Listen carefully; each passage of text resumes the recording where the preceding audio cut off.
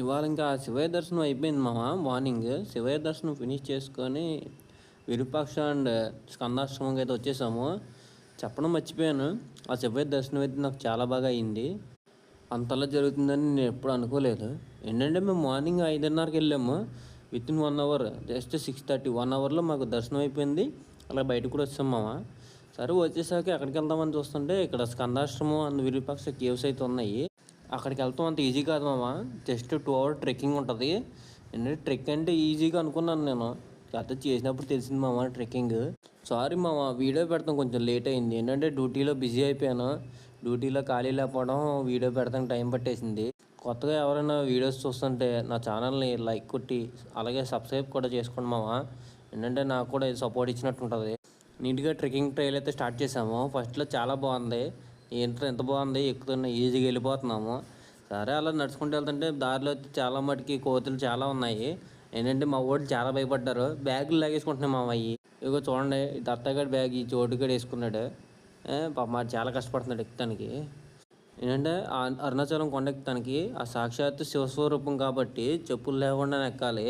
ఏంటంటే ముందు రోజు గిరి ప్రదక్షిణ చేస్తున్నాం కాబట్టి కాళ్ళు అయ్యి నొప్పులు ఉన్నాయి మామ. అయినా సరే ఎక్కేసాం. ఇక్కడ చాలామంది తెలుగు వాళ్ళే కాదు మామ, ఫారినర్స్ కూడా వస్తున్నారు దర్శనం చేసుకోవడానికి. చాలామంది అయితే ఏకంగా నెలలు ఉండిపోతున్నారు మామ. ఇక్కడ ఉండిపోయి డైరెక్ట్ ధ్యానం చేసుకుంటున్నారు. ఈ చూడండి ఎంతలో ఉంది ఇక్కడ నుంచి. ఏంటంటే నాకు ఒక చోట అయితే చాలా భయం వేసింది మామ. నిజంగా శివయ్య గుర్తొచ్చాడు. ట్రెక్కింగ్ ట్రైల్ ఎలా ఉంటుందని యూట్యూబ్లో చూసి మరీ వచ్చాను నేను. చాలా బాగుంది కదా అని వచ్చాను. తీరా అక్కడికి వచ్చాక ఇలా ఉంది. ఓ పక్క చూస్తే లోయ, ఓ పక్క చూస్తే మెట్లేమో కిందకు ఉన్నాయి. స్కందాశ్రమం చూసాం మామ. అక్కడ ఏంటంటే రమణ మహర్షి గారు తపస్సు చేశారంట. సరే అది అయిపోయింది. తర్వాత కిందకి వెళ్తే విరూపాక్ష కేవ్స్ ఉన్నాయి. నాకు ఇక్కడే కొంచెం భయం వేసింది మామ. చూడండి అసలు ఎలా ఉందో. నేను లైవ్లో చూసాక చాలా భయం వేసింది నాకు. ఏంటంటే లిటరల్లీ నాకు ఆ శివయ్య గుర్తొచ్చాడు. ఇంకో చూడండి, ఈమె చైనా నుంచి వచ్చిందంట. అంటే నాకు తెలియదు, ఫేస్ చూసి చైనా అనుకున్నాను. స్కందాశ్రమానికి వెళ్తానికి 2 ways ఉన్నాయి మామ. ఒకటి ఆశ్రమం వైపు, ఇంకోటి టెంపుల్ వైపు. ఏంటంటే మనం ఆశ్రమం వైపు వస్తే దిగేటప్పుడు టెంపుల్ వైపు వెళ్ళిపోతాము, ఈజీగా ఉంటుంది. అదే మనం టెంపుల్ వైపు వస్తే మళ్ళీ దిగేటప్పుడు ఆశ్రమం వైపు వెళ్ళాలి.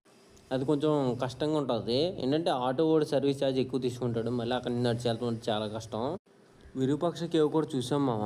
అందులో చాలామంది తపస్సు అయితే చేస్తున్నారు. మాకు ముందు ఎవరు కనపడలేదు, తర్వాత లోపలికి చూస్తే కనపడ్డారు. ఇది మామ అరుణాచలం ట్రిప్. ఉంటా మరి.